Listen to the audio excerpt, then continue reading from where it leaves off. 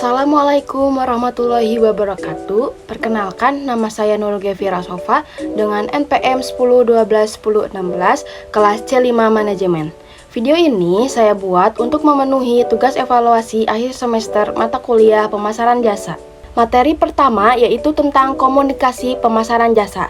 Komunikasi pemasaran jasa melibatkan strategis untuk mempromosikan dan menyampaikan informasi tentang layanan kepada target pasar. Ini dapat mencangkum penggunaan iklan, pemasaran digital, konten berharga, dan interaksi langsung dengan pelanggan potensial untuk membangun kesadaran dan kepercayaan terhadap jasa yang ditawarkan. Materi kedua yaitu pengelolaan manajemen SDM perusahaan bidang jasa. Yang pertama ada perencanaan kebutuhan SDM, di dalamnya ada analisis kebutuhan dan perencanaan kebutuhan masa depan. Yang kedua ada perekrutan dan seleksi, di dalamnya ada divisi peran dan proses seleksi. Yang ketiga ada pelatihan dan pengembangan, di dalamnya ada orientasi dan pelatihan awal dan juga ada pengembangan karir. Yang keempat ada evaluasi kerja dan umpan balik, di dalamnya ada penilaian kinerja berkala dan umpan balik konstruktif. Yang kelima ada kompensasi dan penghargaan, di dalamnya ada sistem kompensasi yang adil, lalu penghargaan dan pengakuan, dan terakhir berikan penghargaan kepada karyawan yang berkinerja baik untuk mendorong motivasi.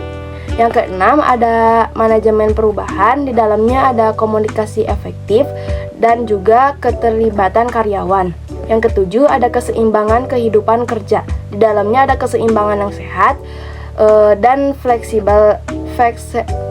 fleksibilitas. Yang kedelapan ada kesinambungan dan memelihara budaya perusahaan, di dalamnya ada budaya organisasi dan juga pemeliharaan budaya. Materi ketiga yaitu tentang kualitas pelayanan jasa. Di dalamnya terdapat 1. Kualitas layanan, 2. Inovasi dan kreativitas, 3. Pengalaman pelanggan, 4. Pengelolaan kompleksitas, 5. Penanganan situasi sulit, 6. Branding dan reputasi, 7. Pelatihan dan pengembangan, 8. Adaptasi terhadap perubahan, 9. Faktor diferensial, 10. Meningkatkan produktivitas, 11.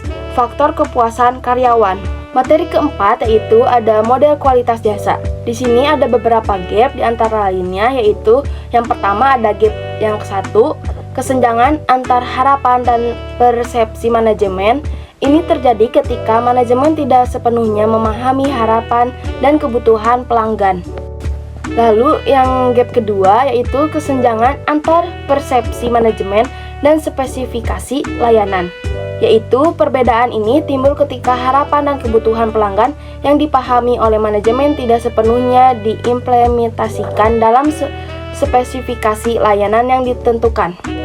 Gap yang ketiga yaitu kesenjangan antar spesifikasi layanan dan pencipta layanan.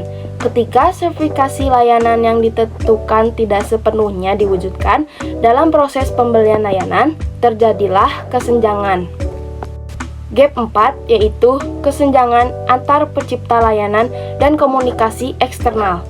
Ini terjadi ketika perusahaan tidak dapat memenuhi atau mengkomunikasikan janji-janji atau nilai yang telah dijanjikan kepada pelanggan.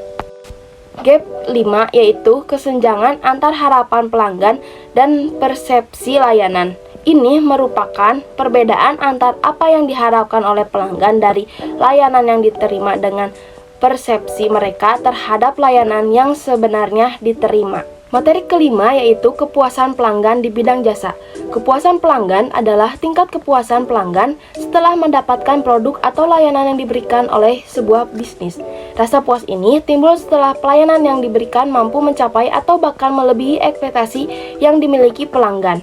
Kepuasan pelanggan bersifat subjektif karena setiap orang memiliki ekspektasi yang berbeda-beda. Karena itu, penilaian ini tergantung pada pelanggan masing-masing. Kepuasan pelanggan merupakan kunci sukses sebuah bisnis. Pelanggan yang puas akan menjadi pelanggan yang loyal. Materi keenam yaitu penanganan pengaduan dan pemulihan layanan pemasaran jasa. Pemulihan jasa merupakan salah satu determinan signifikan kepuasan dan loyalitas pelanggan. Perasaan senang atau kecewa seseorang yang muncul setelah membandingkan kinerja atau hasil produk yang dipikirkan terhadap kinerja atau hasil yang diharapkan. Jika kinerja di bawah harapan, pelanggan tidak puas. Ada beberapa cara mengatasi pengaduan pelanggan sebagai berikut. Yang pertama, ada terima keluhan dengan baik. Kedua, tunjukkan empati dan komunikasi yang baik. 3. Petakan masalah keluhan pelanggan. 4. Mengenangi komplain dengan cepat. 5. Memberikan solusi terbaik. Materi ketujuh yaitu pemasaran jasa pada e-business.